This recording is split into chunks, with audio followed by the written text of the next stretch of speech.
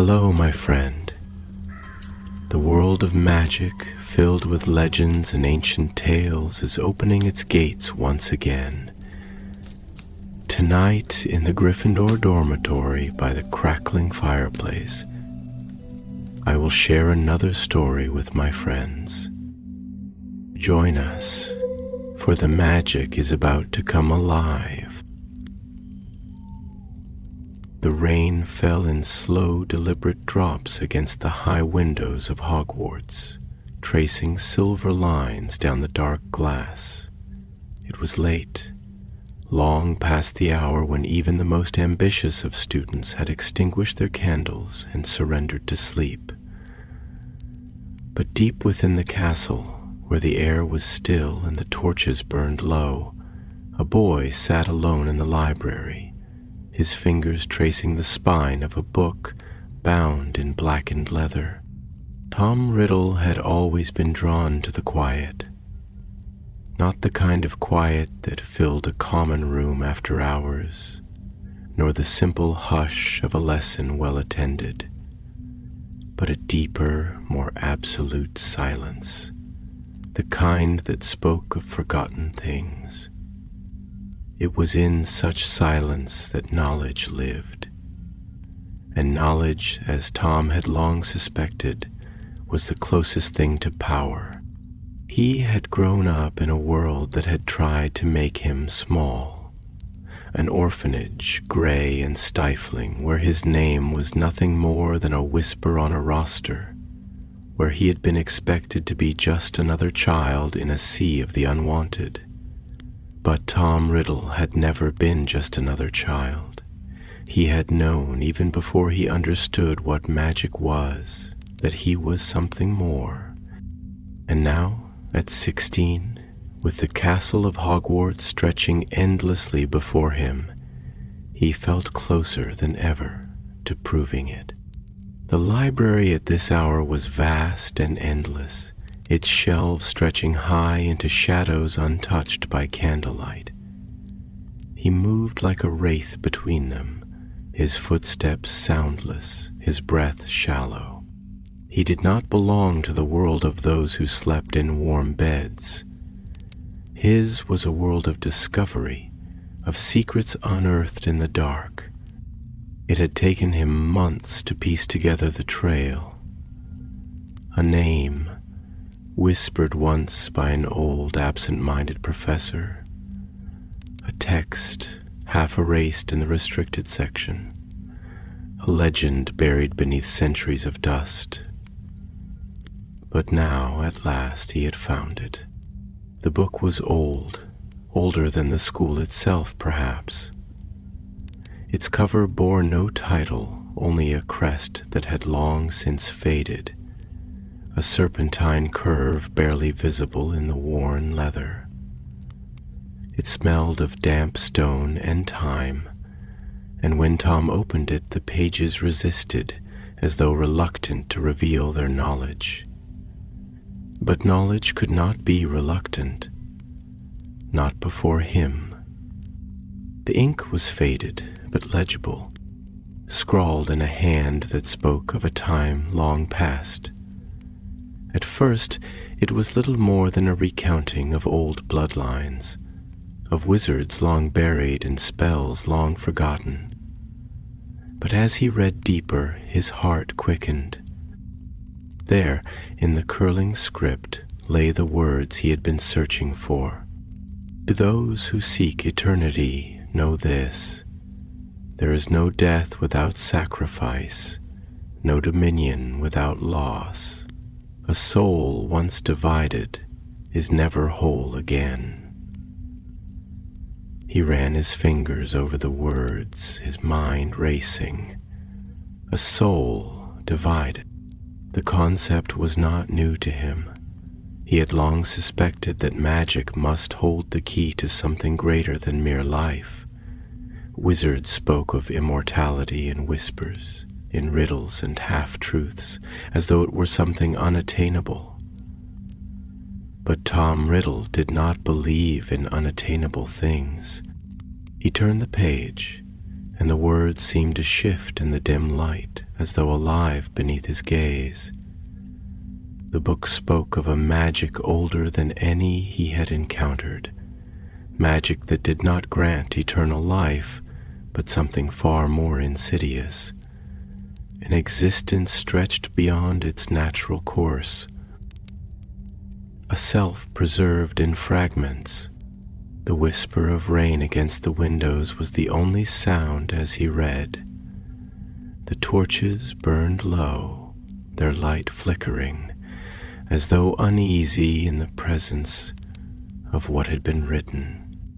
A soul is not meant to be severed, but those who desire to evade death must first understand its cost. For the creation of such an object demands a sacrifice, a life taken, a death claimed. Only then can a fragment of oneself be bound to the living world. Tom exhaled slowly, his hands tightening around the edges of the book. The words were not a warning, they were an invitation. A soul stretched, a life taken. He had always known he was different from the others. He had always known that power did not belong to those who feared the cost. The world had tried to make him small, but the world had failed. And now he would make certain it never tried again. The candlelight danced against the old stone as he stood, his mind alight with possibilities. He would need more knowledge, more proof. He would need to understand the ritual, to find those who had attempted it before. He would need to decide who would be the first. A faint smile curled at the edges of his lips as he closed the book, pressing the worn cover against his palm. Tom Riddle had spent his whole life searching for a way to rise above those who had doubted him. And now, as he stepped from the shadows of the library, he realized something. He had found it. The rain whispered against the castle walls as he vanished into the darkness, leaving the library silent once more. But the silence was different now. It was heavier, fuller, as though something had stirred in the depths of Hogwarts that had long been sleeping. And as the last candle flickered out, it seemed, for just a moment, that the shadows stretched just a little further than they should have, that somewhere, something had begun to burn. The corridors of Hogwarts stretched ahead of him like veins in the body of some great sleeping beast.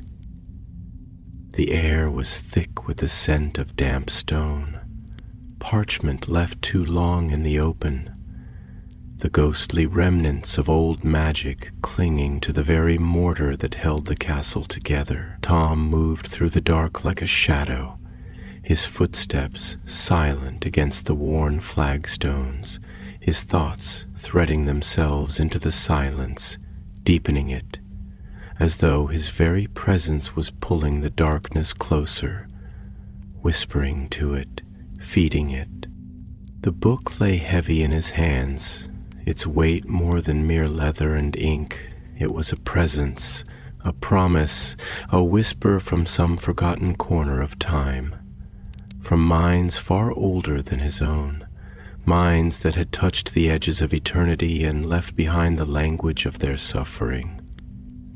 He held it tightly, his fingers pressing into its cover, his pulse steady beneath the leather binding. Knowledge had a heartbeat, he thought, and this book, in his hands, felt alive. He did not return to the Slytherin dormitory. The stone passages beneath the castle held too much noise. Restless first years muttering in their sleep, the faint crackle of the common room fire, the low murmur of water pressing against the dungeon walls like some patient, unseen hand.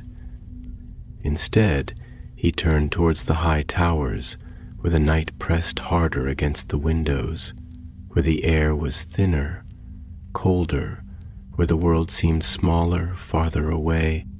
At the very top of the astronomy tower, the sky stretched vast and endless, a great black sea stitched with trembling stars. The wind curled around the stone, moving through the cracks like the breath of something ancient. He set the book down carefully on the ledge, his eyes tracing the horizon, the flickering lights of Hogsmeade in the distance, the faint glow of torches lining the forbidden forest. There was something about the way the world looked from up here. Fragile, impermanent, nothing but a scattering of lights in the dark. A voice stirred behind him, slow, uncertain, but undeniably familiar. "You've been spending too much time in the restricted section, Tom." Dumbledore's presence was not unexpected. The man had a way of appearing where he was least wanted, moving through the castle like a ghost, watching, waiting, always seeing more than he should. Tom did not turn immediately. Instead, he let the moment settle between them, let the wind speak first, let the silence stretch, thick and knowing, before he finally turned, his face composed, his expression perfectly measured. "Is there such a thing as too much knowledge, Professor?" His voice was smooth, precise, each word unfolding like a carefully placed chess piece. "Surely that is not a philosophy Hogwarts encourages." Dumbledore studied him, the lines of his face illuminated by the pale glow of the moon, his blue eyes reflecting something deeper than curiosity. "Knowledge is a fire, Tom. It warms those who respect it and consumes those who do not." He stepped forward, slowly, his gaze flickering briefly to the book resting on the ledge. "I fear you are far too eager to hold the flames in your bare hands." Tom smiled, but it was a slow, careful thing, deliberate in its formation, measured in its weight. "Only those who fear fire are burned by it. I do not intend to fear what I can master." Dumbledore sighed, and for a moment he looked older, wearier, as though he were not standing in the tower of a school, but on the edge of something vast and irreversible. "There are things, Tom, that will demand more of you than you realize. Magic is not only a tool. It is not something to be bent to the will like metal beneath a hammer. It lives, it remembers, and it takes, always, in equal measure to what it gives." Tom tilted his head slightly, the corner of his mouth curling, his eyes catching the moonlight. "And what has it taken from you, Professor? Surely you must speak from experience." For the briefest of moments, something passed over Dumbledore's face. Something quick, almost imperceptible, but it was there, the shadow of a memory, a flicker of loss that had settled too deeply into his bones to ever be fully erased. But then, just as quickly it was gone, replaced by the careful calm he always wore. "You will not find the answers you seek in that book, Tom." Dumbledore's voice was quieter now, tinged with something almost like sorrow. "You believe you are searching for knowledge, for power, but what you are truly looking for is permanence. And that, I'm afraid, does not exist." Tom exhaled slowly, his fingers brushing absently against the edge of the book. Then what is the purpose of all this? His voice was soft, but there was something sharp beneath it, something that cut beneath the surface. What is the point of magic, of mastery, if in the end we are all just... He gestured towards the stars, towards the vast emptiness beyond. Just another light waiting to be snuffed out? Dumbledore was silent for a long time, the wind tugging at the edges of his robes, the night pressing in around them. Because, Tom, it is not the length of the light that matters, but what it illuminates. His eyes met Tom's, searching, steady. What will your light reveal? For the first time, something in Tom wavered. It was not doubt, no, never doubt, but something else, something colder, something that sat like ice at the base of his spine. He had spent years crafting himself into something unbreakable, something untouchable. And yet, in moments like these, when Dumbledore looked at him as if he were something fragile, something that might slip through his own fingers like sand, he felt nothing. And yet, that nothingness was enough to unsettle him. With slow precision, he picked up the book, brushing the dust from its cover, pressing it against his chest as if he could absorb the words through sheer will. "I suppose," he murmured, turning back towards the stairs, his voice almost lost to the wind. "That remains to be seen." He did not look back as he descended, but he could feel Dumbledore's gaze lingering on him, weighing something unseen, measuring something unsaid.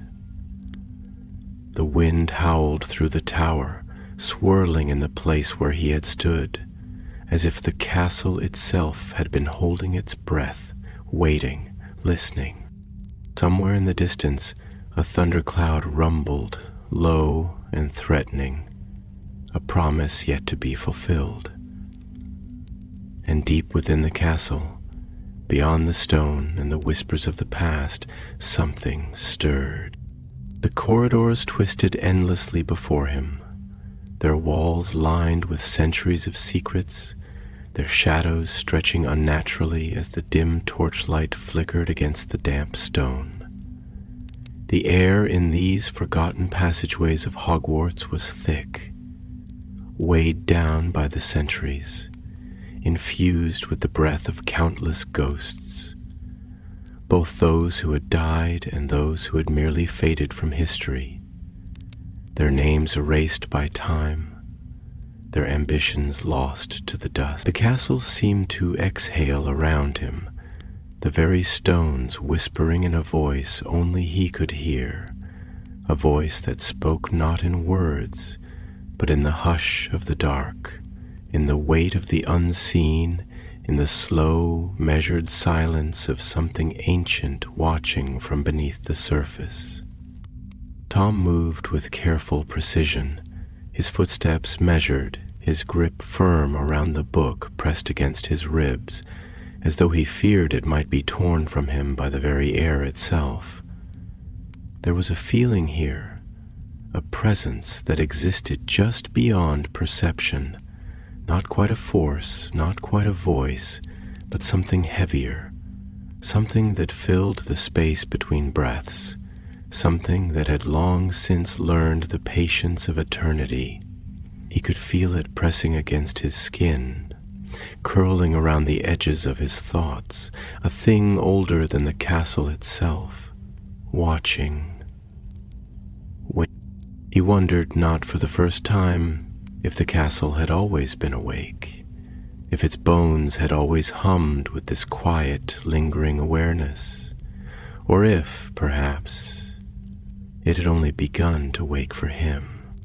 He was not alone. He knew that before he heard the footsteps, before the shifting of the air signaled another presence, before the gentle, almost imperceptible scrape of a robe against stone betrayed the arrival of someone who did not belong in the depths of the castle at this hour. He knew because Dumbledore had a way of being where he was least wanted, of appearing in the places that had been carefully hidden, of following paths that should not have been followed. And so when the voice came, soft and deliberate, Tom did not startle. "You walk like a man who believes the darkness is his to command, Tom. But tell me, do you think it listens to you, or do you only think it does?" The words were spoken with that peculiar, unsettling calm that Dumbledore always wore like a cloak.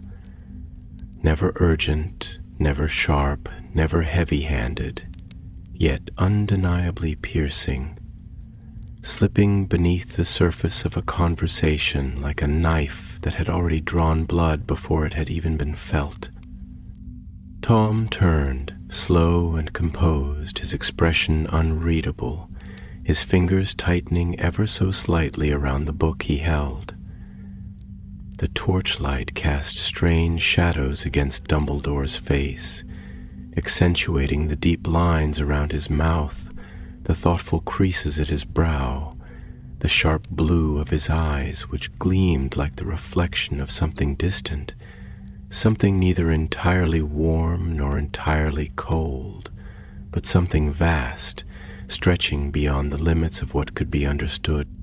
"I think," Tom said, his voice smooth, each syllable carefully measured, "that the darkness is no different from anything else. It listens only to those who know how to speak its language." Dumbledore studied him for a moment, his gaze flickering briefly to the book, the ancient leather worn smooth with age, the ink within its pages older than the hands that had written it. "And what language is that?" Tom tilted his head slightly, a ghost of a smile tracing the edges of his lips, though it did not reach his eyes. "Power," he said simply. Dumbledore sighed, and it was not the sigh of a man who was weary of a conversation, but rather the sigh of someone who had seen this conversation before, played out in different voices, in different times, across different centuries. He stepped forward, just slightly, his expression shifting into something quieter, something heavier, something that felt like standing at the edge of an abyss and knowing with certainty that no matter how much one longed to look away, there was no escape from the pull of its depth. "And what will you do, Tom, when the darkness does not listen?" His voice was quiet, almost a murmur, as though the words themselves were meant to be carried only by the space between them. "What will you do when it decides that you have spoken too much? When it turns on you, as it has turned on those who came before you, those who believed, as you do now, that it could be commanded, for a moment, just the briefest flicker of a second." Something in Tom hesitated, not in fear, nor in doubt, but in something deeper, something unspoken, something that whispered of things he had not yet allowed himself to name. But then, just as quickly, the hesitation was gone, smoothed over by the sharp, knowing certainty that had been cultivated within him for years, that had been built brick by brick in the hollows of an orphanage where he had learned too early that the only hands that could be trusted were his own. He exhaled slowly, his gaze steady, unwavering. "Then I will speak louder." Dumbledore's expression did not change, not at first. He only watched, as though searching for something that had already begun to slip through his fingers, something that could not be pulled back, something that had already taken root in the shadows where even light could not reach. And then, at last, he smiled. But it was a sad thing, a quiet thing, a thing that belonged not to a teacher watching his student, but to a man standing before something that had already been decided, something inevitable, something written long before either of them had come to stand in this place. "You mistake silence for obedience, Tom," he said at last, his voice almost a whisper. "But I have found that the most dangerous things in this world are the ones that remain silent, not out of fear, but out of patience." Tom's smile did not falter, but something in him twisted. Something deep and low and almost imperceptible, something that curled at the edges of his thoughts like smoke from a fire not yet fully kindled. He turned away, stepping into the shadows where the torchlight did not reach, his fingers tightening around the book as though it were the only thing anchoring him, as though within its pages lay the answer to a question he had not yet dared to ask. And as he disappeared into the darkness, the castle exhaled once more, its silence stretching between the stones, between the echoes of footsteps long since faded, between the walls that had heard too much, seen too much, known too much. And in that silence, something listened. The corridors of Hogwarts had a way of shifting when no one was looking, stretching into places that had not been there the night before, twisting into angles that bent perception, folding secrets into the very marrow of the castle. The air here in the deep, quiet places beneath the main halls was different, denser, as if the centuries had thickened it, as if every breath carried the weight of those who had walked these paths before, whispering their ambitions into the stone, only to be swallowed whole by history. Tom Riddle walked with measured steps, the echo of his footfalls swallowed almost instantly by the oppressive hush. He did not need to see where he was going. He knew. He had always known. The path had been written long before he had ever placed his feet upon it. He had traced it in the pages of forgotten books, had followed it through the murmurs of ghosts too faded to remember their own names, had glimpsed its outline in the flicker of candlelight against the walls of the restricted section, the Chamber of Secrets, not the one carved into legend, not the one foolish children whispered about when the nights grew long and the wind howled through the castle like the breath of something vast and unseen. No, this was something else, something deeper. Hogwarts was built on layers of time, and not all of them had been charted. There were places even the founders had forgotten, corridors that did not exist until they were needed, doors that would open only to hands that carried a certain intent. Tom's fingers trailed along the rough stone of the passageway, feeling the cold seep into his skin. It did not matter how many walked these halls by day. By night, they belonged to him. The walls here were different from those above. The stone was darker, untouched by the centuries of warmth that filled the grand staircases and candlelit corridors. The torches burned low, their light guttering like breath caught in hesitation, casting elongated shadows that moved unnaturally, shifting even when he did not. The air smelled of damp earth and something older, something that had not been disturbed for a long time, something that had been waiting. And then, just ahead, the door.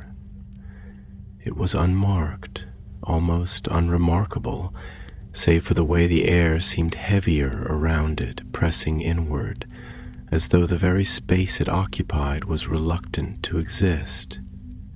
The archway bore no inscription, no grand carving to signal its importance, but Tom did not need such things. He knew power did not announce itself in grandeur. It hid, it waited, it let itself be found only by those who deserved it. He reached out, fingertips grazing the worn wood. It was warm, not with heat, but with something else, something almost alive, a presence, a memory.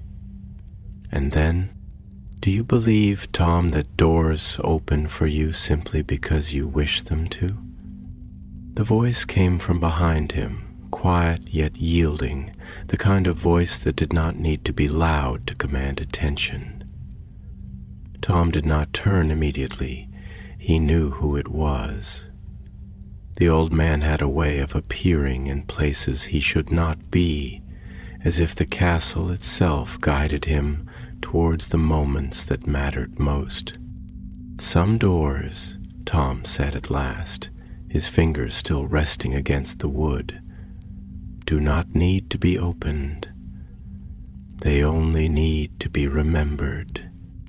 Dumbledore stepped closer, and though Tom could not see him, he could feel the weight of his presence, the way he stood as though he had always belonged here, as though he had seen these halls before in dreams too distant to name.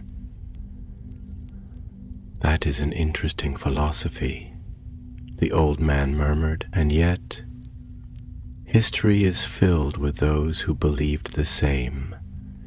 They sought to claim what was hidden, believing themselves to be chosen, believing that knowledge is something to be taken rather than understood. Tell me, Tom, how many of them do you think still remain?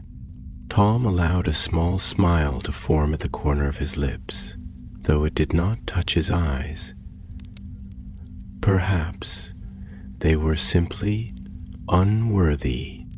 Dumbledore sighed, and in that sigh was something deeper than mere resignation. It was the sigh of a man who had seen this path before, who had watched as others walked it, who had stood in this moment across lifetimes, waiting for an answer that never came. Or perhaps, he said softly, they were merely the first to realize that the path they walked led to nothing but shadow. The silence that followed was not empty. It was filled with something unspoken, something vast, something that pressed against the edges of thought, like the slow encroachment of an unseen tide. Tom turned then, just slightly, his gaze catching Dumbledore's in the dim light. The old man's eyes reflected the flickering torches, but there was something beneath that light, something older, something that saw further than it should. "Is that what you fear, Professor?" Tom asked, his voice a whisper edged with something sharper. "That I will find only shadow?" Dumbledore did not answer immediately. He studied the boy before him, his expression unreadable, though his eyes, those blue, knowing eyes, spoke of something deeper, something vast and heavy, something that had once been hope, but had settled into something quieter, something sadder. "No," he said at last, and his voice was barely above a whisper. "I fear that you will become it." For a long moment, neither of them moved.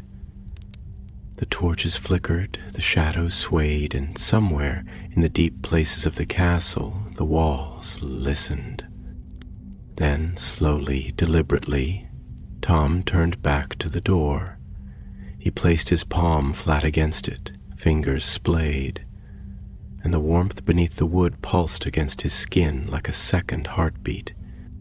"I suppose," he murmured, more to himself than to the man behind him, "there is only one way to find out." And with that, the door silent for centuries, untouched, unseen, shuddered and began to open. The door groaned open with a sound like the exhalation of something vast and unseen, something ancient that had been resting for far too long in the stillness of forgotten history. Dust stirred in the wake of its movement, curling like smoke in the flickering torchlight, as if the air itself recoiled from what lay beyond. The room was not like the chambers of Hogwarts above, not like the grand halls and towering spires filled with warmth and movement. No, this place had never been meant for daylight, had never been meant for the innocent wanderings of students or the gentle hum of everyday magic. It was something else entirely, something built in the marrow of the castle itself, carved into its very bones, a place of purpose, a place of silence, a place where the world had been shaped by hands that understood power in its most unrelenting form.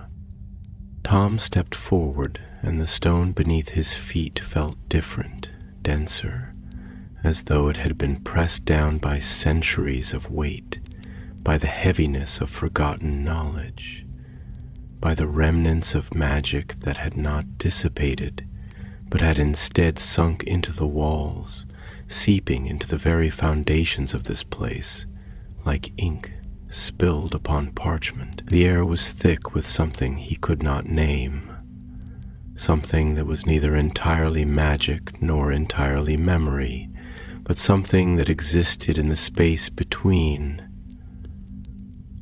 A presence, an echo, a whisper of intent that had never fully faded. Dumbledore did not follow him inside, not at first.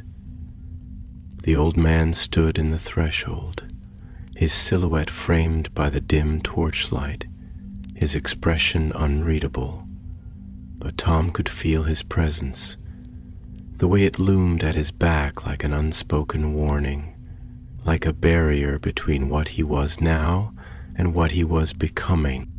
"You hesitate, Professor," Tom said at last, his voice calm, smooth, deliberate.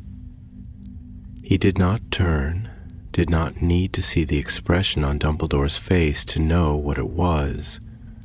Something carefully measured, something burdened with knowing.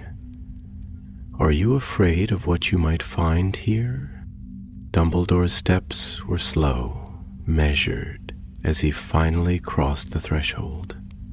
His gaze swept across the chamber, taking in the high, curving walls, the arching ceiling that seemed to stretch endlessly into the dark, the strange, half-forgotten inscriptions carved into the stone, letters that had not been written for human eyes, symbols that pulsed with a kind of slumbering awareness, as though they knew they were being observed.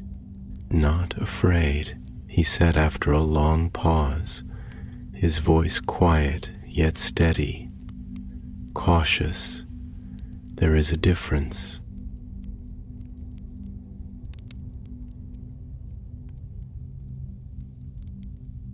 Tom allowed himself a small smile, though it did not reach his eyes. Caution is only useful if you understand the nature of what you fear. Dumbledore studied him for a long moment before speaking again, his tone carrying the weight of something deeper, something layered beneath his words like the roots of an old tree hidden beneath the earth. "Do you know what you are looking for, Tom? Truly? Or do you only think you do?" Tom exhaled slowly, his fingers trailing along the surface of an old dust-covered pedestal at the center of the chamber. It was cold beneath his touch, unnaturally so, as if the stone had never known warmth, had never been touched by anything living. "I think," he murmured, his voice quieter now, as if he were speaking not to Dumbledore, but to the room itself, to the presence that lingered here, unseen but undeniable, that knowledge does not reveal itself to those who wait. It must be sought, claimed, shaped by those who are willing to go further than others. He turned then, his dark eyes catching the flickering light, reflecting something sharper, something edged with certainty. "You ask if I know what I am looking for. But tell me, Professor, do you think power ever reveals itself fully before it is taken?" Dumbledore did not answer immediately. He stepped further into the chamber, his fingers brushing lightly against one of the carved symbols on the wall. The stone beneath his touch pulsed just for a moment, as if it recognized him, as if it knew the shape of his magic, as if it remembered. "Power," he said at last, his tone slower now, more deliberate, "does not come without cost. And the most dangerous kind of power is the one that does not tell you what that cost will be until it is far too late." Tom tilted his head slightly, considering the words, weighing them as if he were tasting them for their worth before choosing to swallow them or spit them out. "And yet," he said after a pause, his voice softer now but no less certain, "you sought power once, did you not? You, more than anyone, should understand that knowledge is never given freely. It must be earned. It must be taken." Dumbledore's expression did not change, but something flickered behind his eyes, something old, something distant, something buried beneath years of careful control. "There is a difference, Tom, between seeking knowledge and seeking dominion, between understanding and controlling, between wisdom and ownership.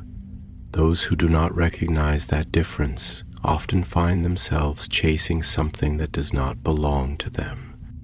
Tom's fingers tightened slightly around the edge of the pedestal, though his face betrayed nothing. "And who decides what belongs to whom?" His voice was quieter now, but there was something beneath it, something darker, something almost like defiance wrapped in curiosity.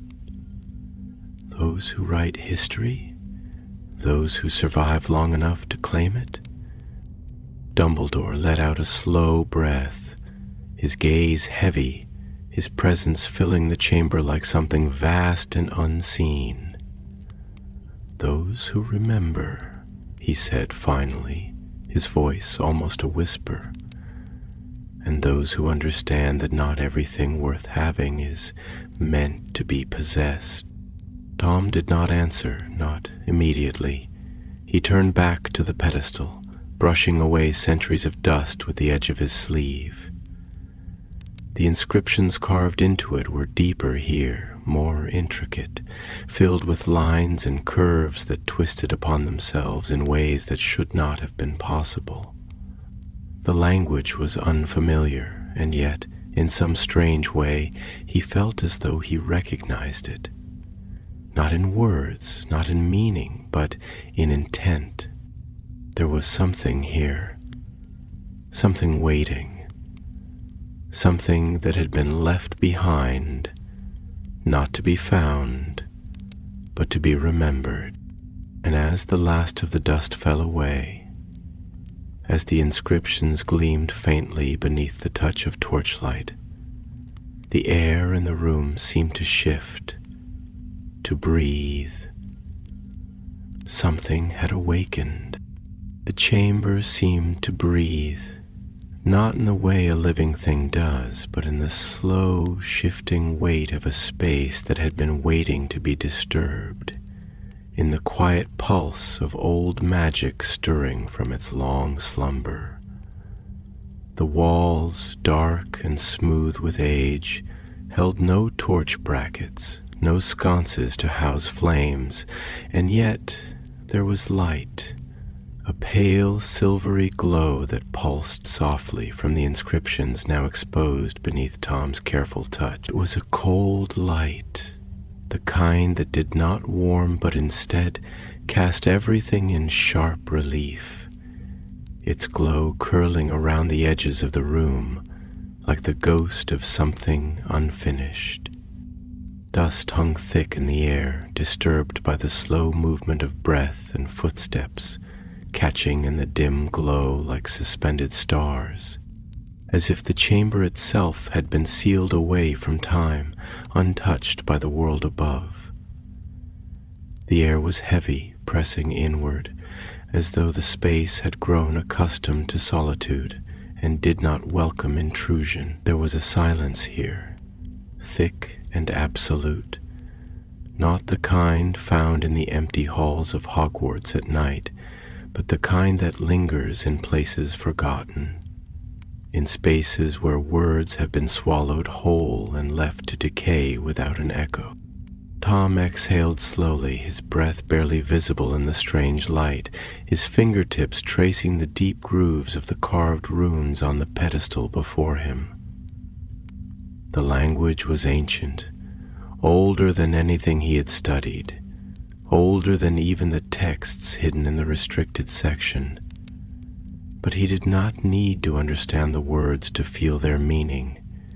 They were alive in a way few things were, their presence humming beneath his fingertips, whispering not in words but in intent.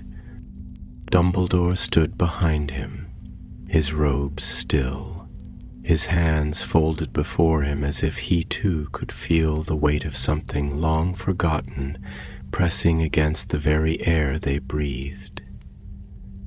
His eyes, ever watchful, ever knowing, studied the room with the quiet patience of a man who had walked through many places like this before, who had seen the consequences of what happened when knowledge was found before it was understood. When he finally spoke, his voice was softer than before, edged with something Tom could not quite place, something not quite warning, not quite sorrow, but something in between. This is not the first time someone has stood here, Tom. Not the first time hands like yours have traced these carvings, have sought what they believed was hidden, only to find that some doors do not need to be opened. Some are merely waiting to be walked through. Tom did not turn to face him, but he let the words settle in the air between them, feeling the weight of them, turning them over in his mind like a blade being tested for sharpness. And yet here you stand, watching, waiting, following me down into the depths of this place instead of stopping me. His fingers pressed more firmly against the stone, his voice smooth, deliberate. If you truly believed what you say, you would have left me to this alone. Let me find what I will and let it consume me, if that is what it wishes. But you are here. He turned now, slowly, his dark eyes catching the dim glow, reflecting something sharp, something knowing. And that tells me you fear what I will find. Dumbledore studied him for a long moment, and in the silence the chamber seemed to grow smaller, as though it too was listening, waiting for an answer. The old man sighed then, not in exasperation, not in frustration, but in the way one exhales when standing at the edge of something inevitable, when watching a tide roll in that cannot be turned back. I do not fear what you will find, Tom, he said at last, his voice quiet but steady, his gaze never wavering. I fear what you will do with it. For the briefest of moments, something in Tom wavered, not in belief, not in certainty, but in something deeper, something colder, something that flickered in the space between his ribs where doubt could not yet fully form.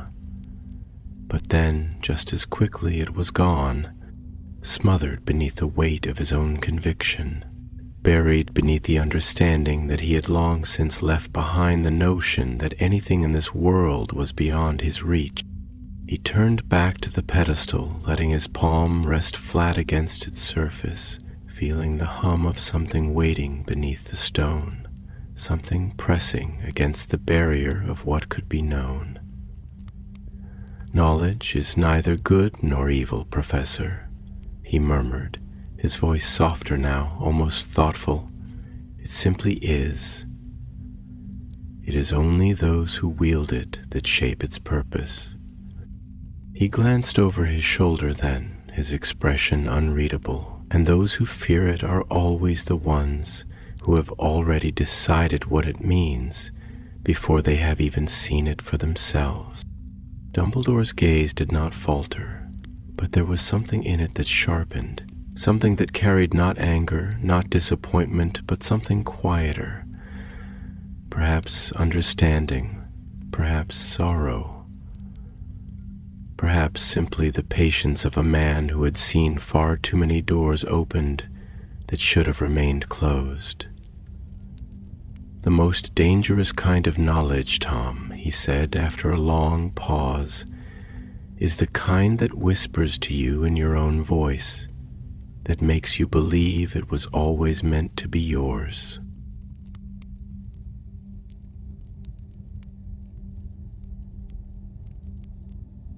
Tom did not answer. Instead, he pressed his fingers deeper into the grooves of the carving, and with a slow, deliberate motion, he spoke the only word he was certain had always been waiting here for him. "Open." The chamber did not shake. The air did not shudder with the force of old magic breaking free. Instead, it was quiet, unnervingly so. The stone beneath his palm did not glow, did not crack, did not move, and yet something was shifting. Slowly, so slowly it was almost imperceptible. The inscriptions in the stone began to darken, the light within them fading, not in a burst of energy, not in some grand display of magic unleashed, but in a slow, patient unraveling. Like ink sinking into parchment, like breath leaving a body long at rest, the room grew colder, the air pressing in tighter, and then, as if the chamber itself had exhaled for the first time in centuries, the pedestal split down the center, a seam opening where there had been no break before. And within the darkness, something waited. Tom took a step forward, but Dumbledore's voice came then, quiet, steady, yet filled with something he had never heard from the man before. "Think before you take what is in your grasp. Think before you reach for something that has waited this long to be found." Tom hesitated, but only for a moment. Then, with slow, deliberate intent, he reached into the darkness, and the chamber, once silent, whispered back. The whisper was not a sound, not truly. It was not something heard with the ears, not something that could be traced to a source, not the simple hush of wind through hollow stone. It was something deeper, something that curled through the air like smoke from a fire long since extinguished, something that crept into the marrow of the walls and the marrow of the bones of those who stood within them. It did not beckon. It did not command. It simply was. It was the kind of whisper that had no origin because it had always been here, lingering just beneath the threshold of perception, waiting for someone who could hear it, someone who could answer. Tom's fingers hesitated just above the open seam in the pedestal, hovering over the darkness that had been sealed for centuries, the abyss that had known nothing but silence, untouched, unseen, forgotten. And yet, even as his body remained still, his mind was not. There was no fear, not in the way others might have felt, not in the way Dumbledore surely wished he would feel. There was no doubt either, not even as the air itself seemed to tighten around him, pressing against his skin as though the chamber was deciding whether to accept or reject his presence. There was only certainty. He had spent years peeling back the layers of history, unearthing the truths buried beneath the polite half-truths of teachers and scholars who had convinced themselves that some knowledge was not meant to be pursued. He had watched the way wizards clung to their power, yet feared the very depths of what that power could offer. He had studied the cautionary tales, the legends of those who had reached too far, who had dared too much, and he had seen the flaw in them all. It was not power that destroyed men, it was hesitation. It was the moment between knowing and acting, the brief flicker of doubt that allowed weakness to take root. And Tom Riddle had no such weakness. Behind him, Dumbledore stood motionless, a presence as steady as the stone itself. And yet there was something there, something just beneath the surface of his quiet, something that Tom recognized, even if the old man would never voice it aloud.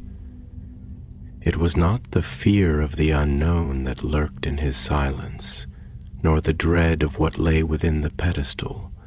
No, it was something far more complicated, something far more human. It was grief.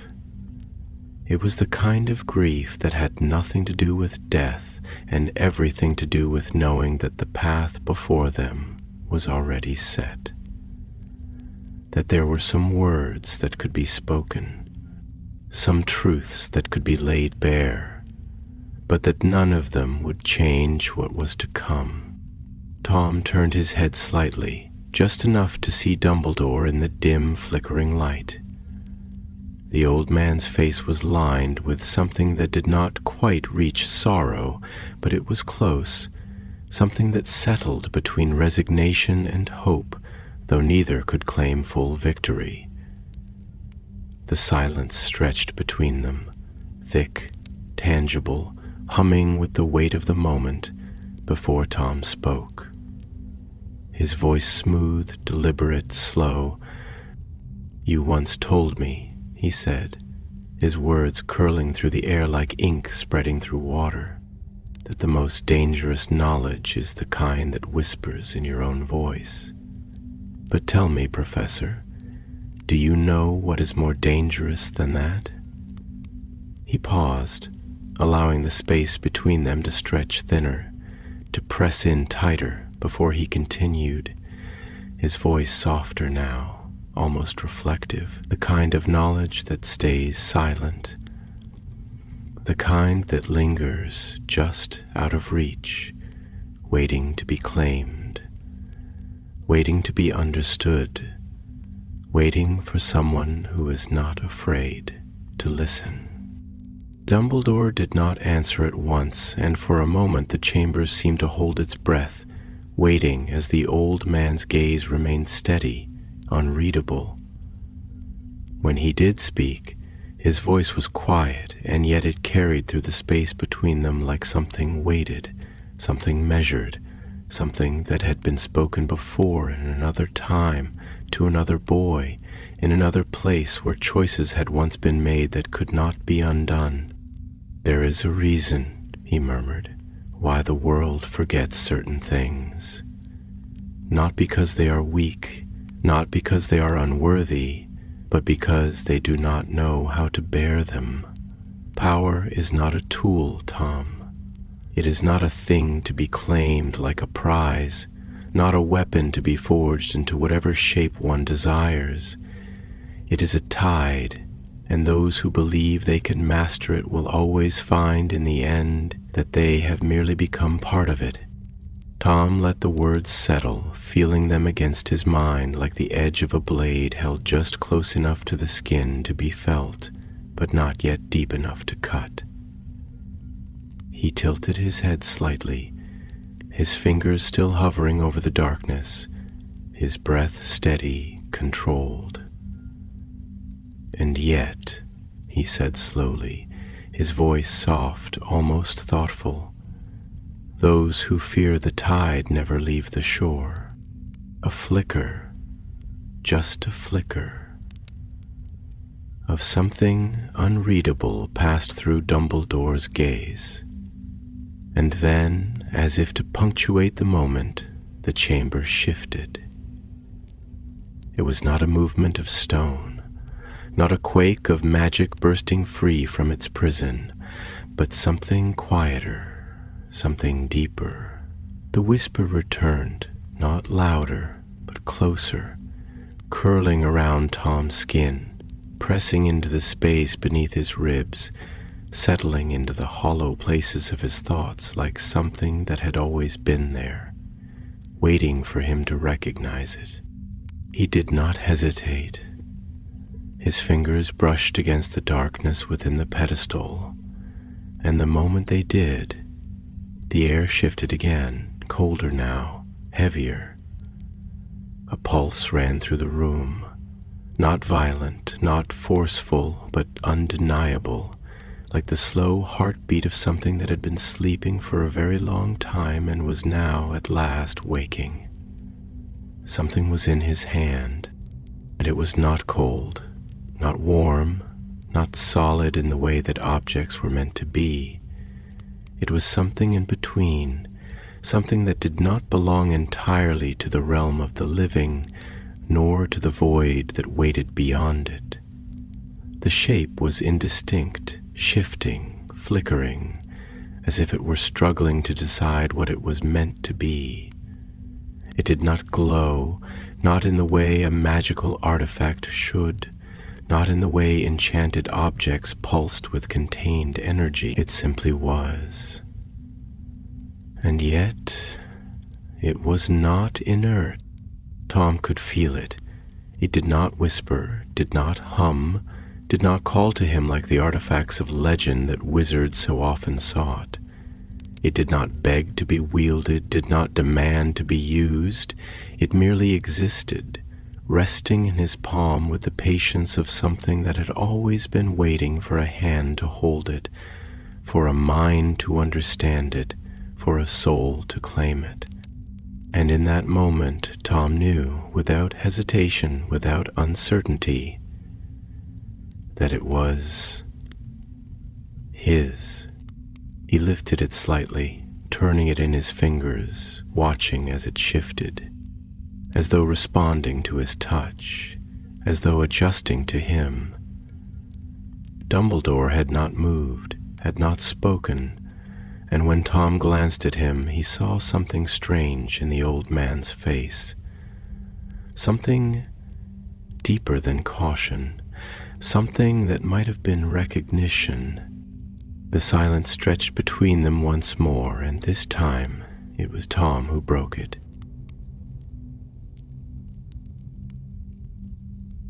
"You speak of power as if it is a force beyond control, as if it is something to be feared rather than understood," he murmured, his gaze never leaving the shifting object in his palm.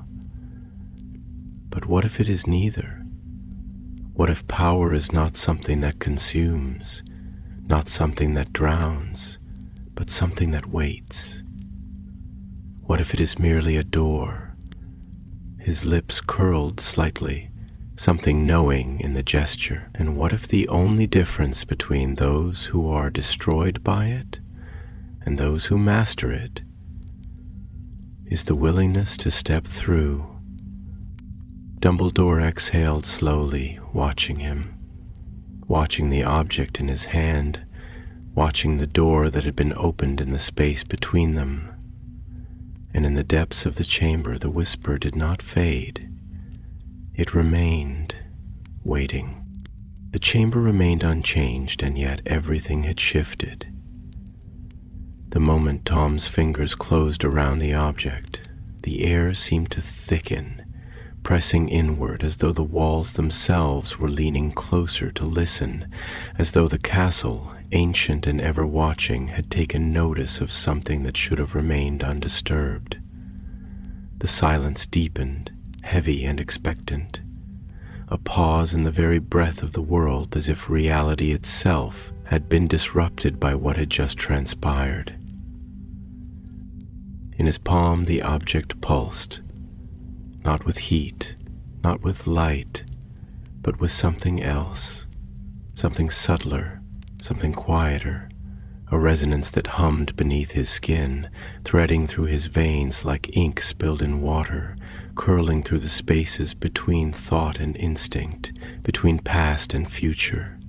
It did not pull, did not beg, did not demand. It simply existed, patient and unwavering, waiting to be understood.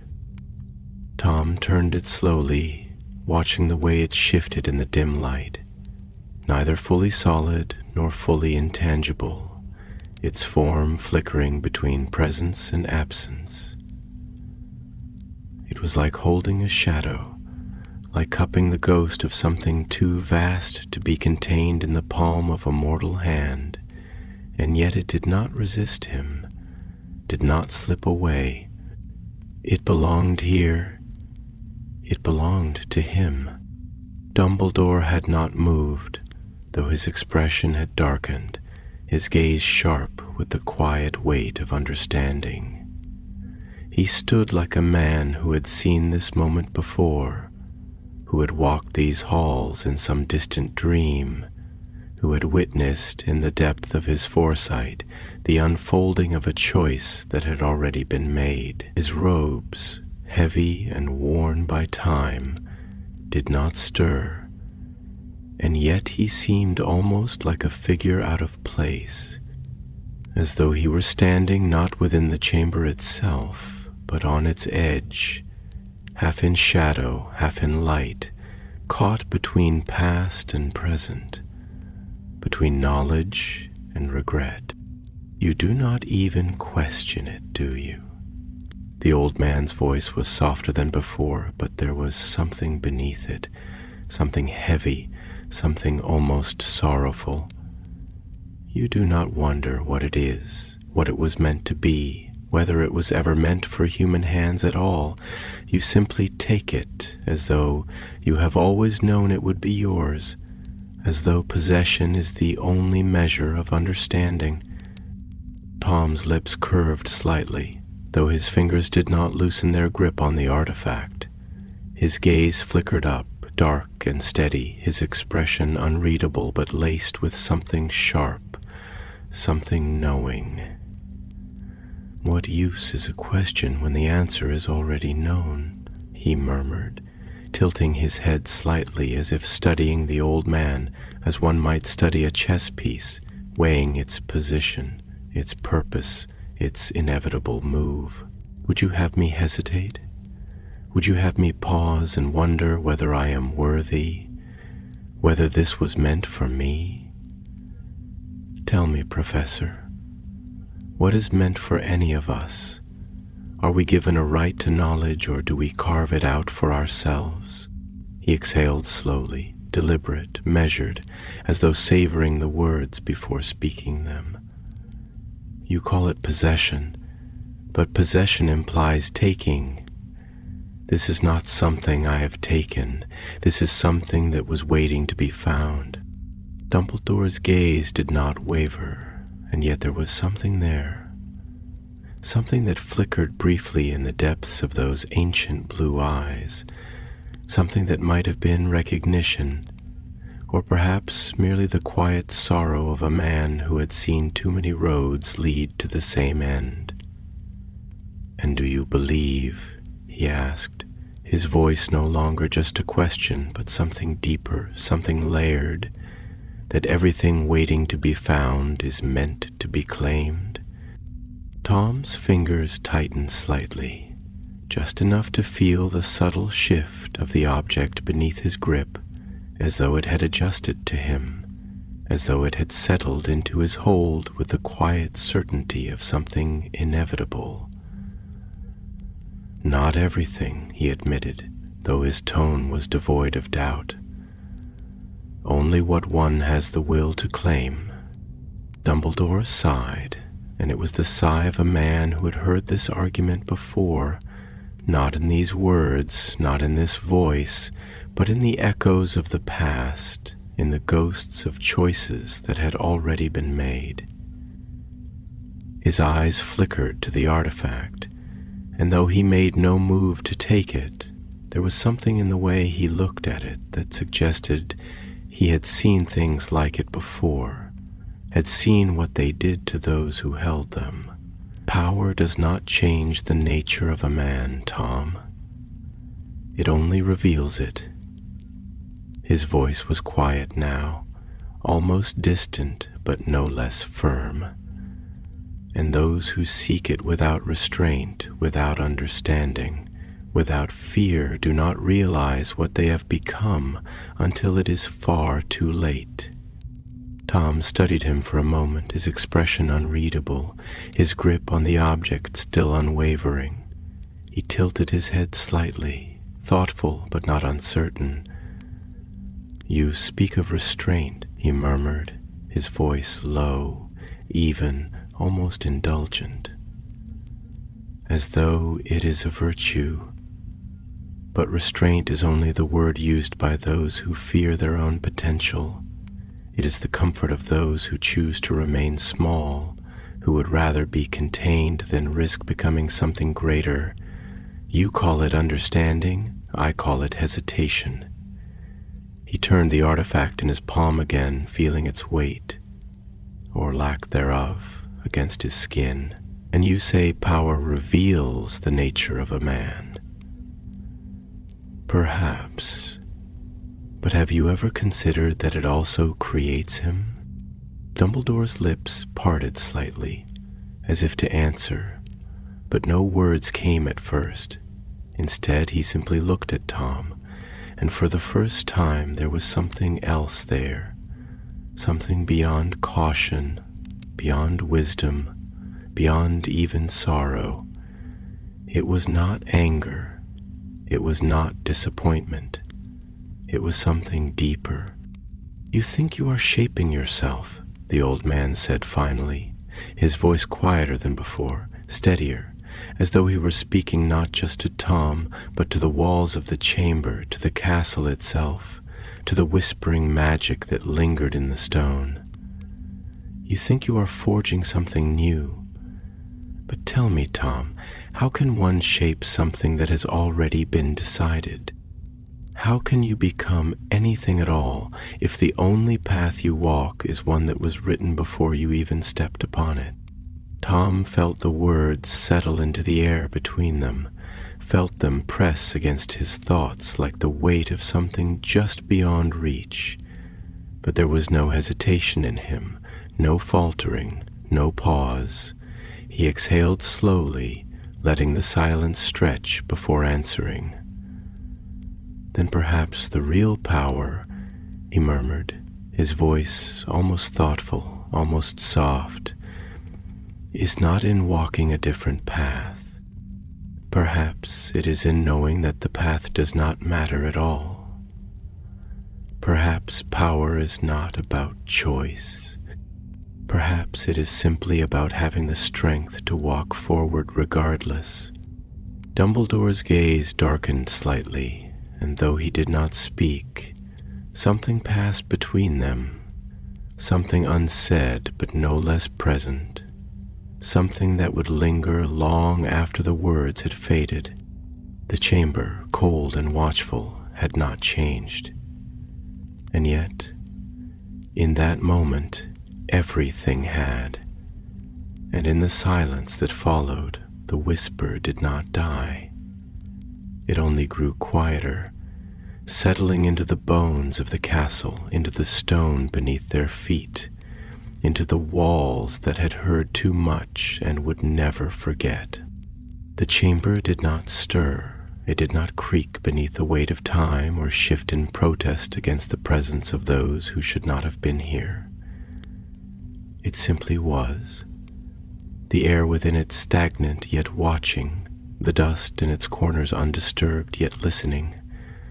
The artifact in Tom's palm remained as it had been, silent, unassuming, and yet filled with a presence that did not demand acknowledgement, but rather expected it. There was no glow of ancient power, no crackling surge of awakened magic. There was only the cold, unspoken certainty that this thing, whatever it was, had never needed spectacle to command reverence. Its significance was not in what it did, but in what it was, in the fact that it existed at all.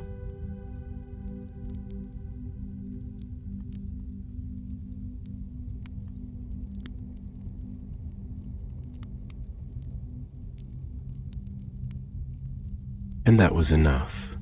Tom exhaled slowly, his fingers tightening just slightly around the object as if testing the reality of it, as if pressing it deeper into the flesh of his palm would allow him to become it.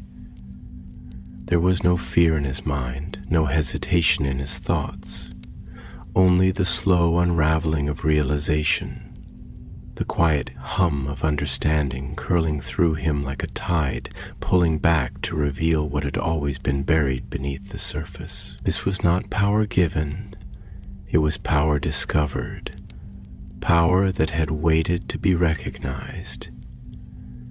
And recognition, after all, was the first step toward ownership. Behind him, Dumbledore did not move, though his presence was a weight in the space between them, a tether of quiet resistance against the silent force pressing into the chamber. There was something unreadable in the old man's expression, something that did not belong to fear or anger or even caution, but rather to an emotion far older, far more patient. It was the look of a man who had stood at too many crossroads and watched too many paths be taken, who had seen the shape of destiny bend itself around those who did not yet understand the choices they were making. You think you have won something, don't you? Dumbledore's voice, when it came, was not heavy, not laden with reproach, but soft, terribly soft. It was the kind of voice one might use to speak of dreams that had already begun to dissolve, of memories slipping through one's fingers like sand. That by finding this place, by uncovering what was hidden, you have proven yourself beyond the limitations of those who came before you. That by holding this, his gaze flickered to the object, a glimmer of something old and knowing in the movement. You have taken a step beyond the reach of others. But tell me, Tom, have you stopped even for a moment to ask why it was hidden? Tom did not look up immediately, did not break the stillness of his posture, but he let the question settle into the air, let it press against the corners of his mind, testing it for weakness, searching it for flaws. His lips curved, just barely, a slow, knowing thing, a smile that did not betray amusement, but rather the satisfaction of knowing. Hidden things, he murmured at last, rolling the words over his tongue as if savoring them, are not always hidden because they are dangerous. Sometimes they are hidden because those who came before us were not ready for them. He let his fingers shift, turning the object over in his palm, watching as it flickered between form and formlessness, watching the way it did not fight against him, did not reject him, And sometimes they are hidden because those who found them first feared what they did not understand. Dumbledore did not react, not outwardly, but there was something in the depth of his eyes that darkened, something almost imperceptible but no less present. He exhaled slowly, though it was not a sigh of weariness. It was the kind of breath drawn before the speaking of a truth that has been waiting for its moment to be heard.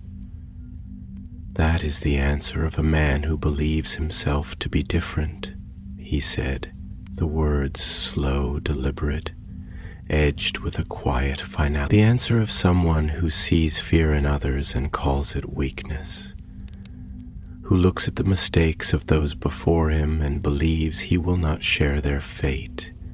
But you misunderstand something very important, Tom. Not all those who hide things do so out of fear. Some do so out of mercy." Tom's eyes flickered up, then, meeting the old man's gaze with something colder, something sharper. He did not need to speak the words aloud. His expression alone carried the message clearly enough. Mercy? The very concept of it was something he had long since discarded, something that had no place in the pursuit of truth, in the shaping of power. What was mercy, after all, but another word for restraint? And what was restraint but the choice to be less than what one could be? And yet, Dumbledore did not look away, did not waver, did not recoil beneath the weight of that gaze.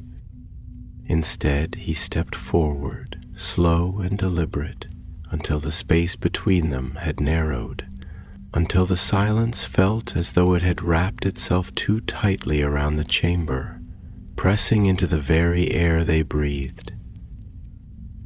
"You see restraint as weakness," the old man continued, his voice softer now, not accusatory, not sharp, but sad, as though he were speaking to someone who had already begun to slip beyond his reach. "You believe that those who choose to turn away from power do so because they lack the strength to claim it. But have you ever considered, even for a moment, that perhaps it takes more strength to walk away? That the greatest power one can have is not in taking something, but in choosing not to?" Tom exhaled slowly, measured, his grip around the object unwavering. His mind turned the words over, dissected them, tested their weight against the structure of his beliefs. It was an argument, nothing more, an attempt to sow hesitation into the fabric of his certainty, to plant the roots of doubt in the soil of his conviction. And yet, beneath it all, something within him shifted, something that was not hesitation, not doubt, but the quiet hum of recognition, not of the truth of Dumbledore's words, but of the fact that the old man believed them. A slow, knowing smile curled at the edges of his lips, something almost gentle in the movement, though there was no warmth in it. "You speak as though power is a burden, as though it is something to be turned away from, something to be feared," he murmured, his voice calm, unshaken. "But tell me, Professor, what is power if not the right to choose? And if choice is what defines us, then is it not the lack of power that truly enslaves?